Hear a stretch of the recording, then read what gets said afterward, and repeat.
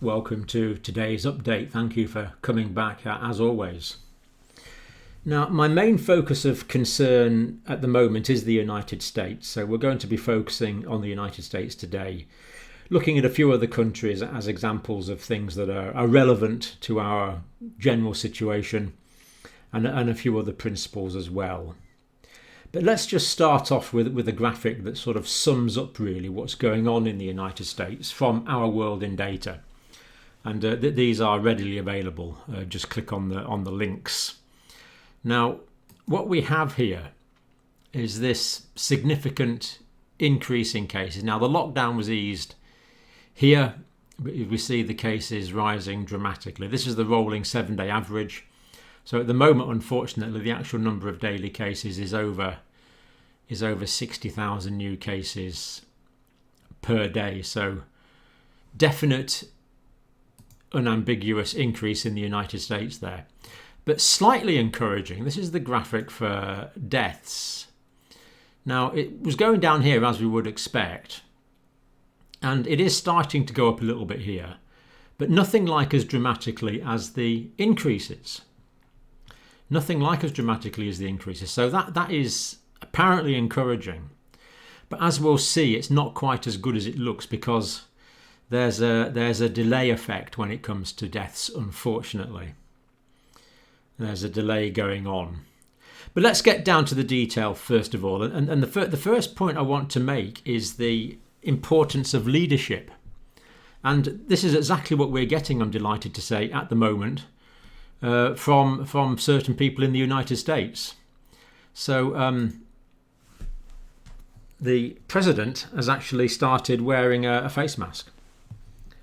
So it's important to lead by example. And let's hope this is consistently maintained. Now, I don't fully understand, well, I don't pretend to understand at all the politics in the United States or what's going on.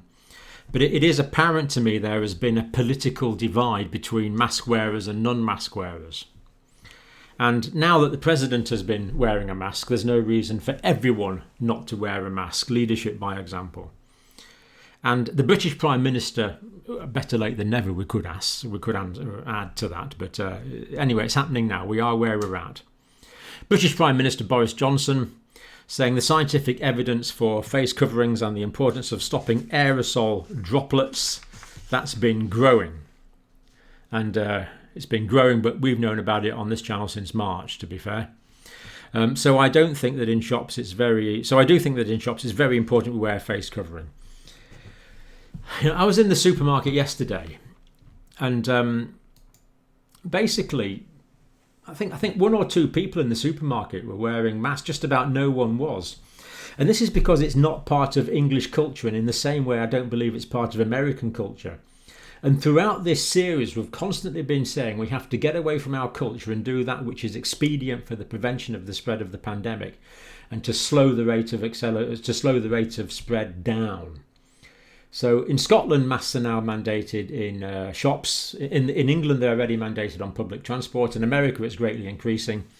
And as we see in America, there's now no need not to wear a mask, regardless of your political leanings. And I think what the British Prime Minister is doing here is he is preparing the ground for a legal announcement to come in the next few days. And in fact, I'm sure that's the case. In fact, I'm going to go and predict that, but that by the end of this week, it will be mandated to wear masks in shops in the UK. I just hope it happens quickly and it doesn't say we're going to start doing it in 3 weeks' time or something like that. So definitely going to happen. Now, this point I've made here is about a heat wave. Now, the thing about the influenza season is that people are indoors more when it's cold outside, and people are stuck inside in smaller rooms, and there's more likelihood of viral transmission. But of course, exactly the same thing happens when it's hot. So in the south of the United States now, it's 100 degrees plus. That's like 38, 39 degrees centigrade. This is intolerably hot. So people go indoors, shut the door and turn on the aircon. So the effect is the same. People are in small areas, confined together, breathing each other's air in and out. So actually, the risk of the heat is the same as the risk of the cold, because it puts us in these confined areas. And I do suspect that is going to be a problem that we're going to have, and it's going to increase the amount of spread. So the heat wave is kind of a bit of bad news, really, as people will be relying more on air conditioning. Now, the Whitehouse task force. Now, I'm not familiar with this guy here, Brett Giroir. I'm not really quite sure. Sorry if I pronounced your name wrong, sir. But this chap's a doctor and is an admiral, so he's a very senior medic in the United States. I assume he was a naval doctor as his main career. Although he is a paediatrician, so interesting character anyway. Now, he says, this is speaking for the Whitehouse task force, deaths expected to go up. So, unfortunately, I agree with that. There's no question that deaths are going to go up. But he says things are going to be turning around in the next 2 or 3 weeks. So he said deaths are going to go up before we can turn things around in the next 2 or 3 weeks. So this implies he's expecting things to get dramatically better in the next 2 or 3 weeks. Now, if that's what he means, I think he's simply wrong. This is going to take longer than 2 or 3 weeks to turn around. This is going to take 2 or 3 months to turn around, unfortunately. These increases in the United States are not going to stop in 2 or 3 weeks, but it would be nice to think they would, but I think he's being very optimistic there. But what he did say, and this is interesting, 90% of people in hotspots need to wear masks or we won't get control of the virus. So what he's saying is, and this is a useful principle, that if you get 90% of people wearing masks, then that is almost like a kind of herd immunity. And it's going to reduce the spread, but it's got to be 90% of people that wear masks. So I really hope the British Prime Minister is going to announce this soon. And now that President Trump's been wearing a mask, whether you're far-right Republican, far-left Democrat, doesn't matter anymore. Just wear that mask, get it above 90%, and that will control the spread of the virus. That is what Dr. Gregory... Sorry, I'll have to learn to pronounce the name. That's what this admiral is saying. So I thought that was a really interesting comment. So we have the choice. We can have massive increase in cases. We can close the economy down, or we can wear masks. But it does need to be 90% of us wearing masks in all public places. This needs to be essentially a universal strategy that needs to be instigated. Now, another slightly disappointing thing from the United States, there seems to be a bit of a debate between the White House and Dr. Fauci. Dr. Fauci seems to be getting poo-pooed a bit. Now, what's happened here is the White House have gone through things that Dr. Fauci's been saying for since January, really, and pointing out that some of them were wrong in the light of current knowledge. And that is certainly true. A lot of the things he said were wrong. Like he was saying, you can carry on with your daily life. And I don't want to misquote him, but he certainly didn't stress the importance of masks. So there's a lot of things that is said along the way that have turned out to be inaccurate, but by what we now know. But I think what we have to remember here is that the science has evolved. The science of the way this pandemic is understood has evolved. And it got me thinking, this is a remarkably strong indictment. Now, Dr. Fauci is constantly said to be the leading doctor in infectious diseases in the United States. Don't know whether that's true or not.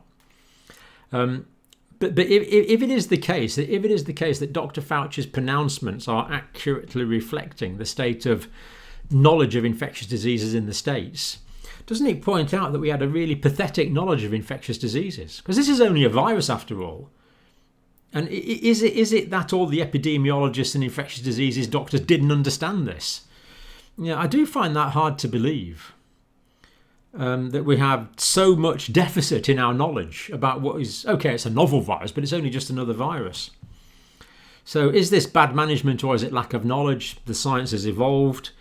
Can you see there's a few sort of open questions there? I don't fully understand what's going on here, and I'm not sure other people do either, to be quite honest. But I do suspect that part of the problem here is that... See, I don't like celebrity culture. You know, I mean, if you take the people I've been interviewing that, you know, lately, I haven't, you know, well, celebrities probably wouldn't want to come on my channel, but I wouldn't particularly want them anyway, because I want people that know what they're talking about and represent an area. This idea of celebrity is a dangerous one, and whether Dr. Fauci likes it or not, he's a celebrity. You know, everyone knows his name.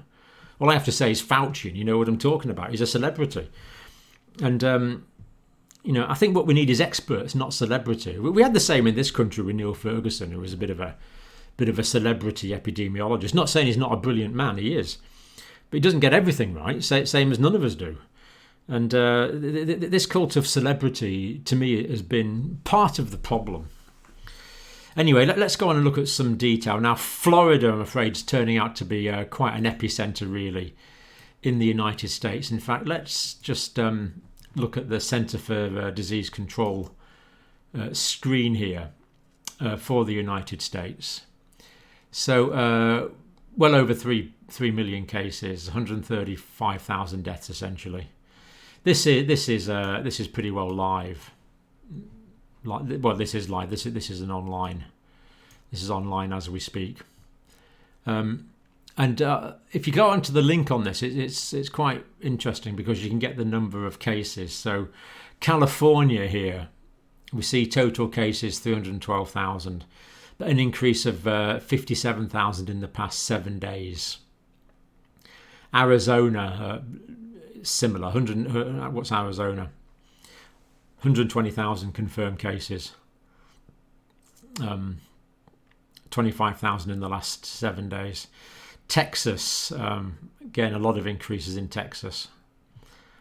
Georgia, Florida. I'm off the screen there, aren't I? Anyway, we know there's been a great increases in Florida. A quarter of a million cases now in Florida. And of course, the darker the colour, the more serious the problem. So do feel free to go and browse on that. It is really quite interesting. And you can light up your own part of the United States. So Florida particularly, increasing cases. Masks not always used in Florida. Beaches and businesses are open. Whitehouse task force say wearing masks is essential, but it's not being done universally in Florida. Miami intensive care units, 6 are already at capacity, others are struggling. Disney World is open, albeit with reduced capacity and masks for over 3-year-olds. So basically what we've got is the healthcare provision in Florida is essentially getting very close to capacity. And yet we see greatly increasing cases. This concerns me that next week and the week after, healthcare facilities won't be able to cope with the influx of new patients. And yet, a few weeks ago in Florida, or in general in the United States, people were just going on as if everything was fine. There doesn't seem to be this anticipation, and now these increases in cases are happening, and yet still, ordinary life is trying to go on. Now, aspects of ordinary life can do. I mean, Disney World are taking extreme precautions, of course.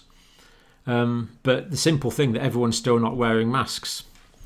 So Florida is an area of concern. In fact, if we go onto this graphic, which you're probably familiar with, this gives us the RT, the real time, the RT in real time, the reproductive number in real time.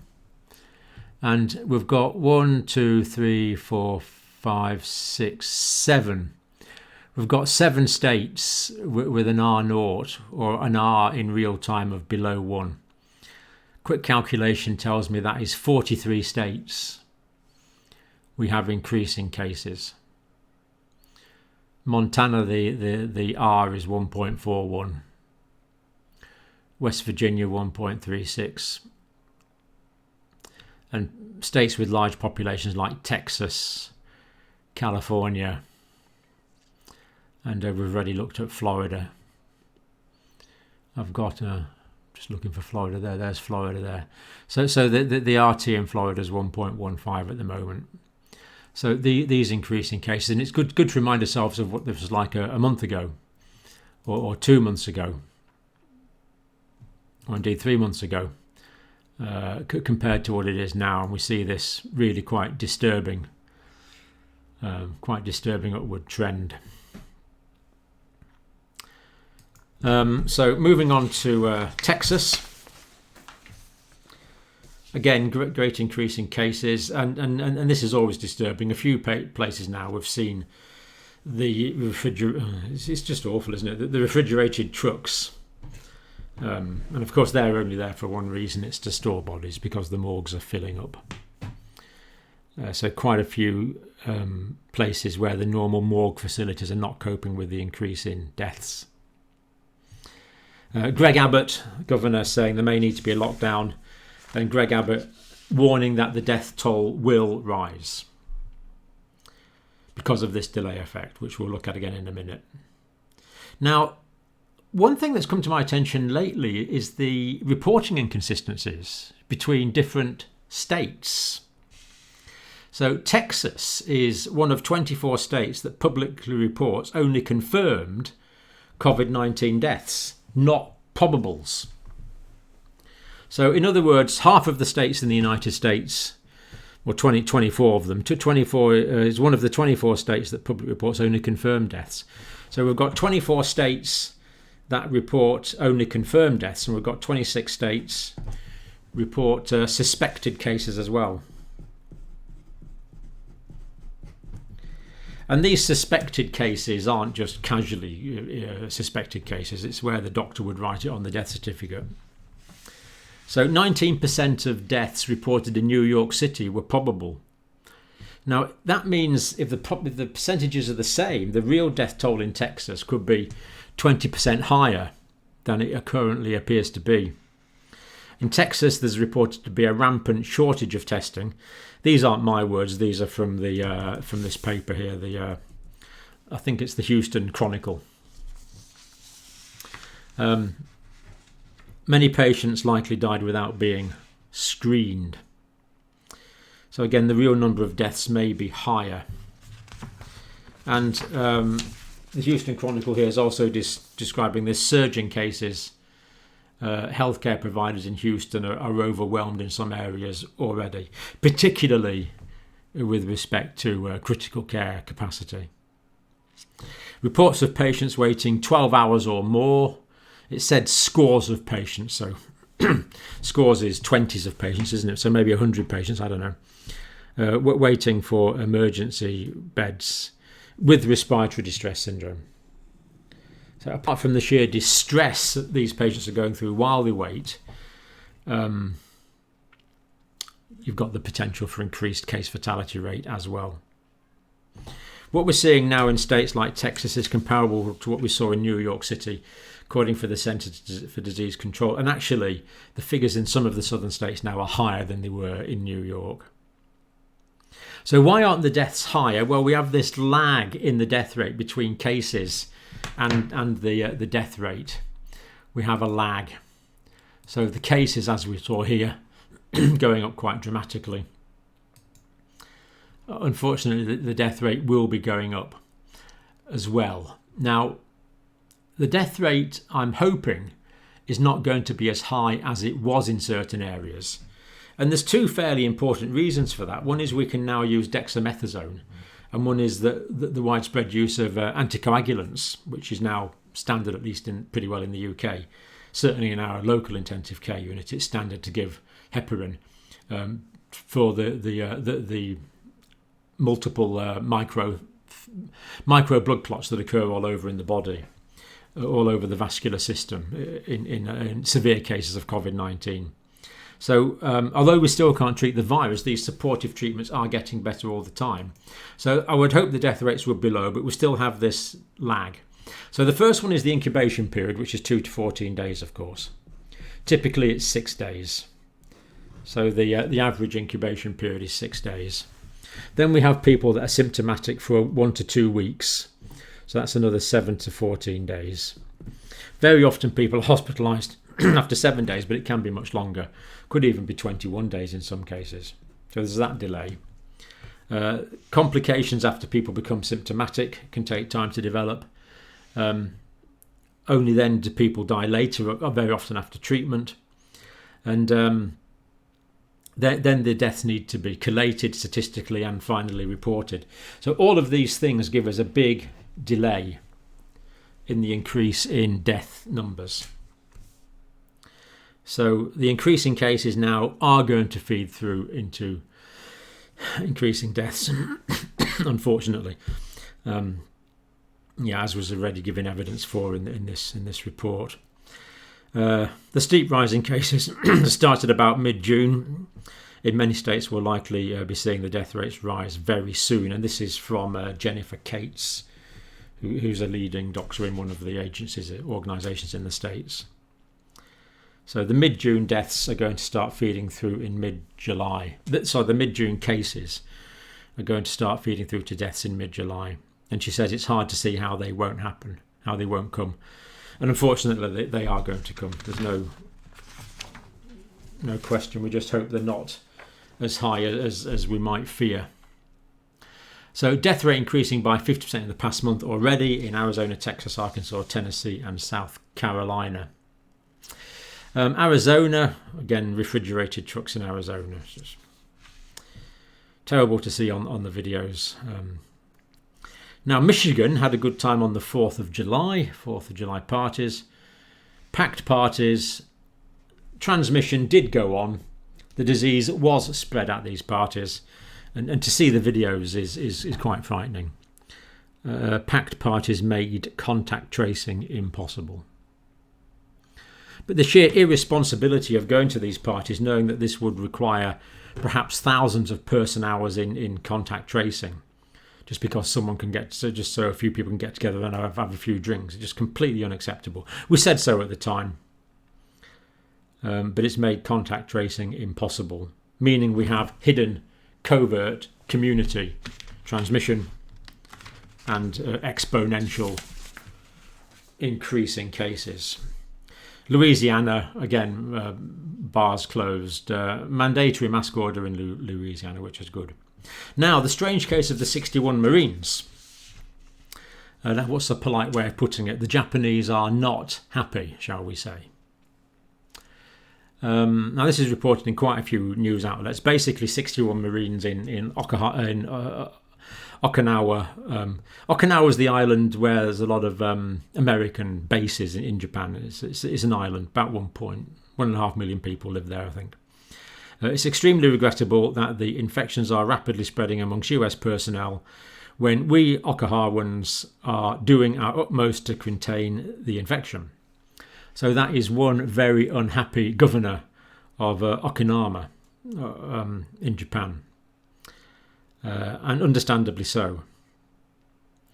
Okinawans are shocked by what we are told.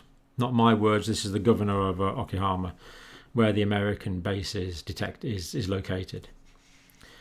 And the governor of Okinawa is saying we now have strong doubts that the US military has taken adequate disease prevention measures. So clearly the governor of Okinawa is concerned that there's going to be spread to the local Japanese population from these Marines that have tested positive. And they're not happy. And I can understand that. They're not happy at all. And for a governor to talk in such basically strong terms, hardly bothering to use diplomatic language at all there, is a sign of being extremely annoyed. Now, just a few other quick points that are interesting. 2 experimental vaccines. This is a combination between the German biotech firm and the huge American pharmaceutical company, Pfizer. Fast track designation from the US drug regulators. Looks like they've got that. Trial of up to 30,000 participants starting this month. Hoping for 100 million doses by the end of this year, 1.2 billion doses by the end of 2021. That's what they're hoping for. Now, the reason I put this in is they're saying that they're hoping for 100 million doses by the end of this year. So basically what this means is the most optimistic possible contingency here for vaccination is that for the vast majority of us, no vaccine is going to come in 2020. There's no doubt about that. Vaccinations are going to be in 2021. Now, I know what you're thinking. Weren't the Chinese vaccinating the military last couple of weeks ago? And they were. We reported on that, didn't we? And I tell you what, I've been looking for information on this, and if you've got some, do tell me. But the silence from the Chinese military has been deafening. I've heard absolutely nothing about this. Now, if you've heard about it, do let me know. But I've been looking and I've heard and found nothing. And I have been looking around for this. And it makes me think it hasn't worked very well. So could well be another disappointment. But if they don't let us know, then we're not going to find out, are we? Because we can't really drop in on the Chinese military and say, how are you doing?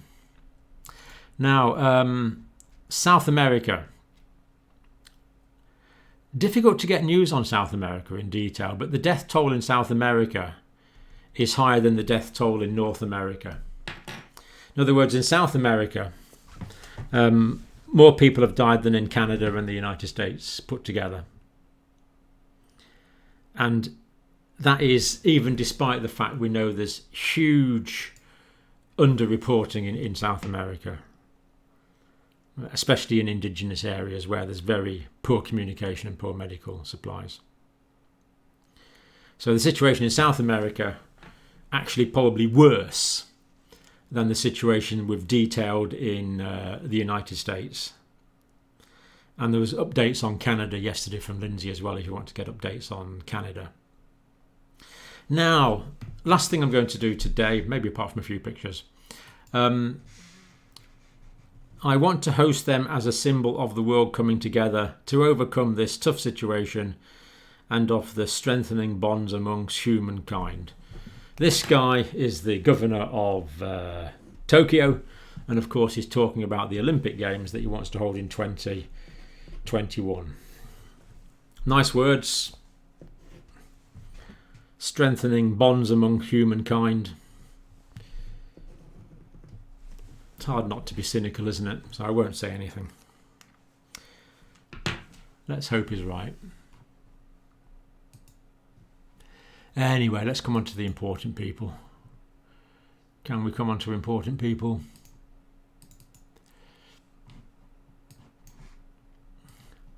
Do we have the technology?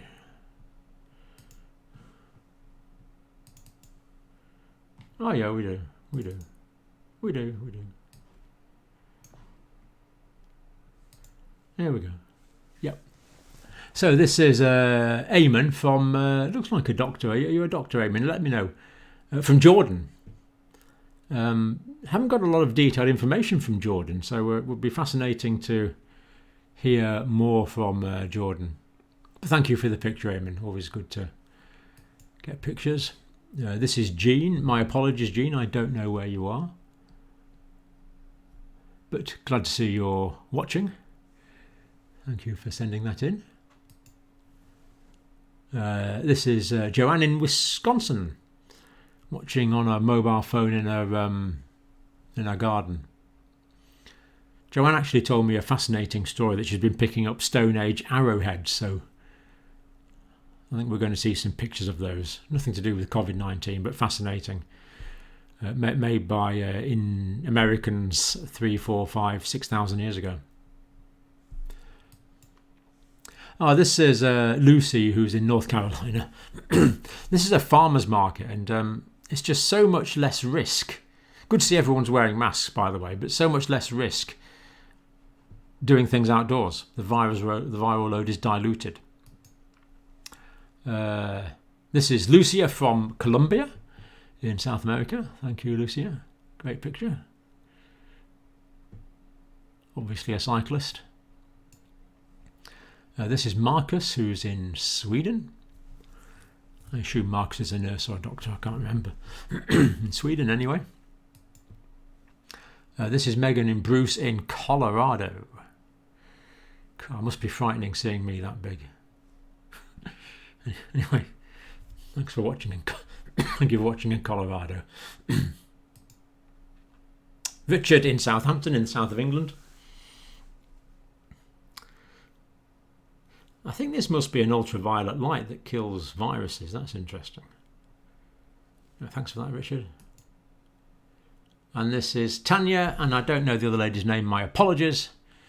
And I think you are in Los Angeles. Yeah, I'm pretty sure you're in Los Angeles. So thank you for that nice outdoor mask-wearing, victory-proclaiming picture.